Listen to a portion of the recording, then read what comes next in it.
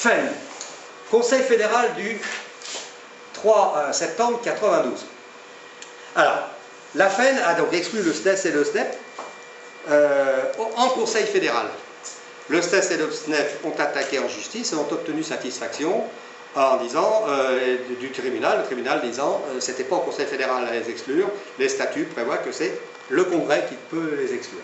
Donc, on reprend à la base, suite à la décision du tribunal, la FEN décide de convoquer un congrès extraordinaire qui se tiendra à Créteil le 6 octobre et qui, bien sûr, reprendra la décision d'avant, hein, mais refus de vote du SNPDEN dans la logique de ce que je vous ai indiqué plus tôt.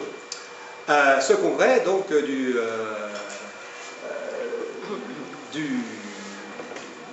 la FEN du 6 octobre, ratifiez-vous, c'est oui, c'est oui, elle est ratifiée, mais au SNPDEN, consultation, notre position était de 50 à 54%, interrogation de tous les syndiqués, hein, toujours dans les consultations, 54% de non, nous n'approuvons pas cette décision, 34% de oui. Donc on voit quand même un syndicat uni, certes, les positions étaient claires, mais vous voyez quand même qu'il y avait 34%, hein, 54 et 34, c'est pas un raz-de-marée. Bureau national du SNPDEN le 20 octobre 92, donc après l'exclusion, cette fois-ci, dans les formes par la FEN du SNES et du SNEP, il est décidé par le Bureau national qu'il y aura consultation de toutes ces questions fédérales auprès de l'ensemble des syndiqués par un vote individuel, national et secret après le congrès de Perpignan, lequel congrès de Perpignan installera les formes de fonctionnement à peu près qui sont celles à peu près de maintenant, avec les nouveaux statuts de la FEN, qui deviendront ceux d'une syndication. Premier gros accroc à cette décision de consulter, la consultation n'était pas lancée et le Bureau national du SNPDEN, le 15 et 16 décembre, décide de lancer cette consultation et en commençant sa motion par « Nous sommes et restons à la FEN ». C'est une façon un peu d'enfermer le débat et qui va, vous allez le voir, avoir des conséquences importantes. Voilà, le développement de cette motion. En attendant, nous lutterons contre toute tendance scissionniste poussant la SNPDEN soit vers l'autonomie, soit vers la FENBIS, soit vers quelque neutralité que ce soit. C'est-à-dire que le débat qui devait être lancé à l'occasion de la préparation de cette consultation, le Bureau national, lui-même divisé, décide en gros de fermer en disant nous sommes et nous restons à la FEN, et puis attention, pas question de parler de tendance scissionniste. Alors je dois préciser pour l'histoire que jamais, et vous allez voir, je vais jouer un rôle important dans la période qui vient, mais jamais dans la demande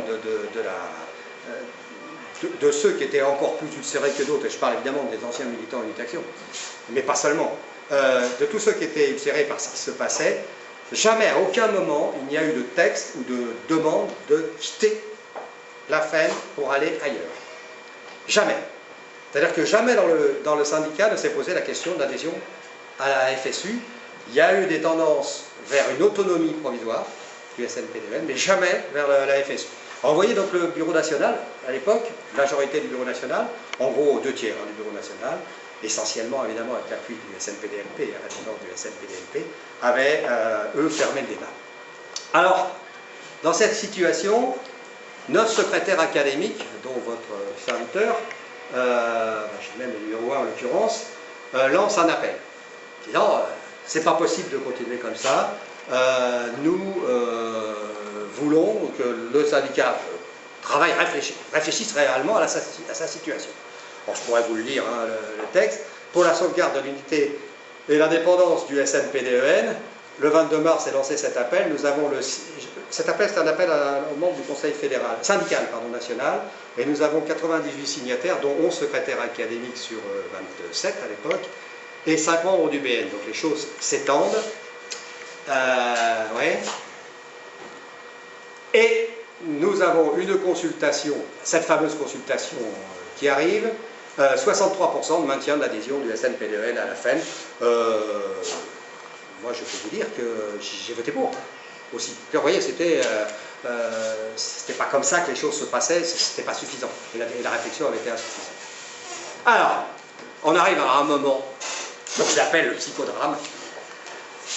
Alors, il faut là parler de celui qui a été mon prédécesseur, parce que forcément, une histoire de syndicat, c'est pas que des forces, c'est aussi des hommes et des femmes. Hein, et les relations des uns ou des autres, les tempéraments des uns ou des autres jouent un rôle important.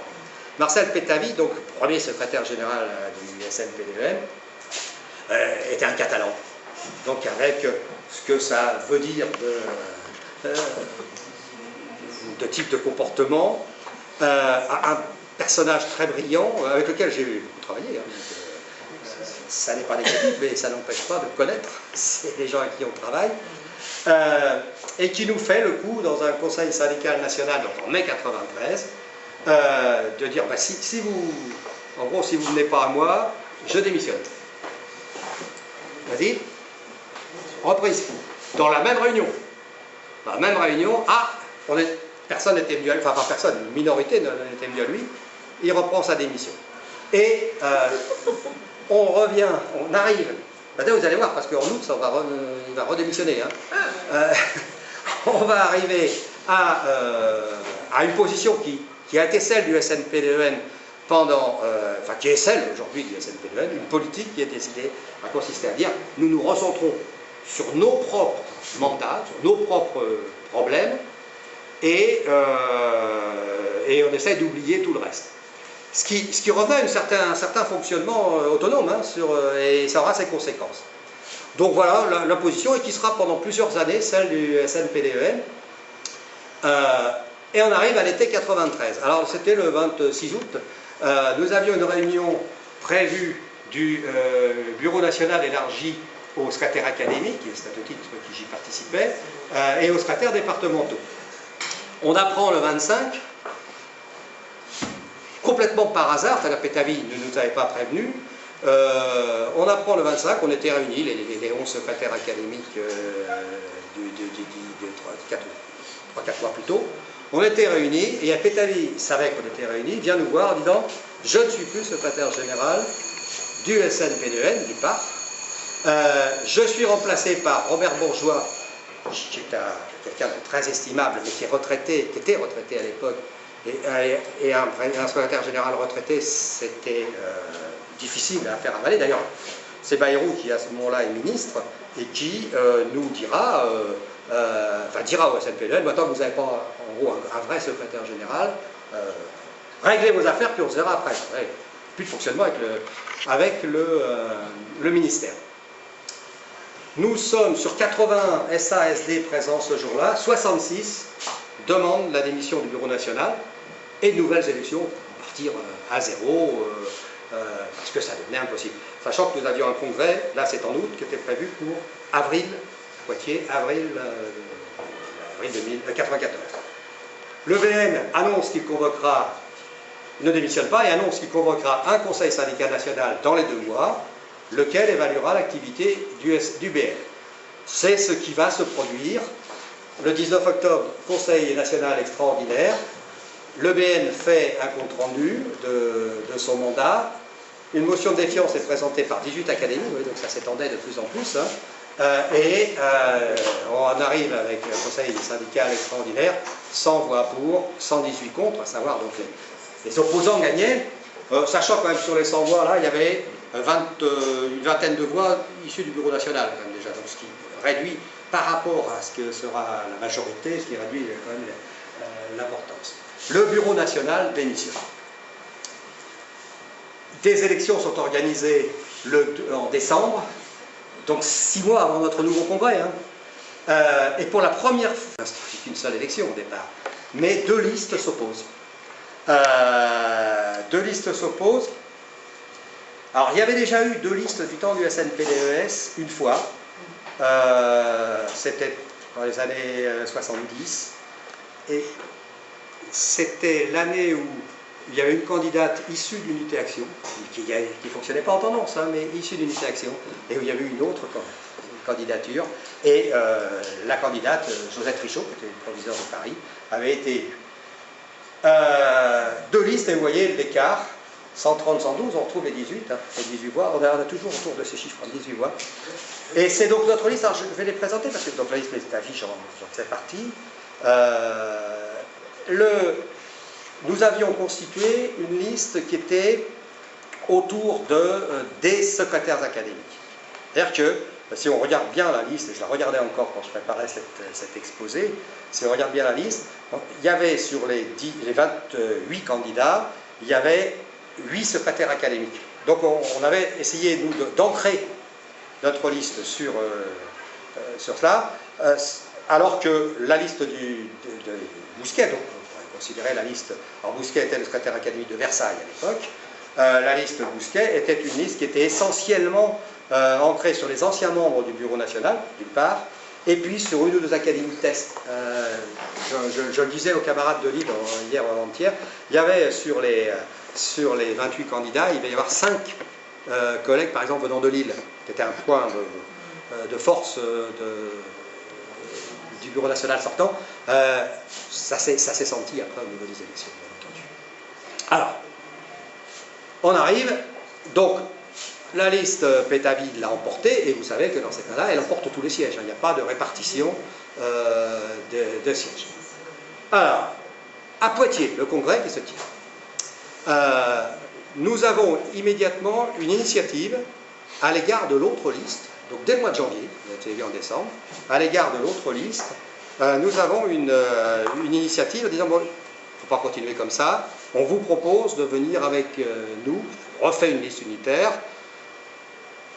on déterminera politiquement, mais évidemment la composition, parce que c'est important aussi combien rentrait de l'autre liste, et on fait rentrer un quart des membres de l'autre liste, hein, par rapport au résultat. Et on a des négociations, ça se passe à Tours, en marge du congrès fédéral de Tours. On a des discussions avec la liste de Bousquet, avec Bousquet lui-même, et puis il était entouré de 2 ou 3 de ses colistiers, et on décide de former une liste unitaire. Alors, sauf qu'une partie de la liste Bousquet refuse d'entrer dans ce jeu, c'était les anciens des lycées professionnels, refusent d'entrer dans ce jeu. Donc nous avons une liste presque unitaire en 94, et dans ce cas-là, il n'y a plus qu'une seule liste qui se présentait, donc au congrès de Poitiers, l'unité se refait. Je ne dis pas que l'ambiance aux 2 ou 3 premières réunions du Bureau national était à l'amitié franche et massive. Hein. Vous imaginez bien qu'on ne sort pas de ça sans que ça ait des conséquences. Mais très vite, les choses fonctionnent à peu près normalement, et en tout cas, jamais c'est en fonction de nos passés que les choses se sont mises en place dans ce Bureau national.